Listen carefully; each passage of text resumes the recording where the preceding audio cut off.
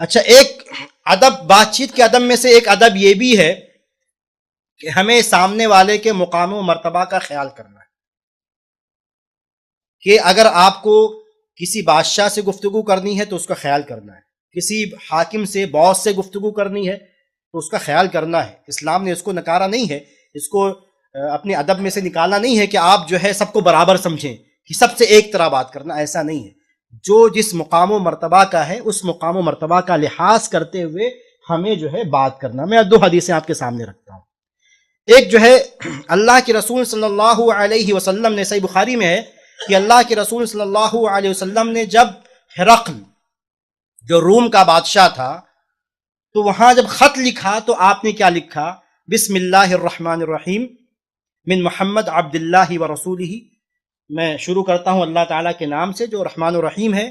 یہ خط ہے محمد بن عبداللہ کی طرف سے، محمد کی طرف سے جو اللہ کے بندے ہیں اور اس کے رسول ہیں، الی ہرقل عظیم الروم۔ اور یہ خط کس کو ہے؟ ہرقل کو ہے، جو روم کا عظیم بادشاہ ہے، عظیم الروم، جو روم کا بڑا ہے، جو روم کا بادشاہ ہے، اس کے نام میں یہ خط دے رہا ہوں۔ سلام علی من اتبع الہدی، سلامتی ہو اس آدمی پر جو ہدایت کی پیروی کرے۔ تو کہنے کا مطلب یہ ہے کہ نبی نے اس کی اس بادشاہت کا خیال کیا، اس کے مقام و مرتبہ کا خیال کیا۔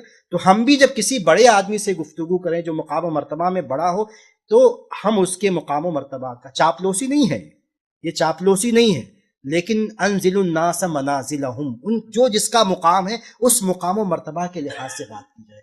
آپ کے والد ہیں، والد کی طرح بات کریں گے، چچا ہیں عمر میں بڑے ہیں اس طرح بات کریں گے، دادا ہیں اس طرح بات کریں گے، کوئی عمر والا ہے ہم سے عمر میں بڑا ہے تو ہم اس طرح بات کریں گے، اور عمر میں چھوٹا ہے تو اس طرح پیار شفقت سے بات کی جائے گی۔ ان تمام باتوں کا ہمیں خیال رکھنا ہے۔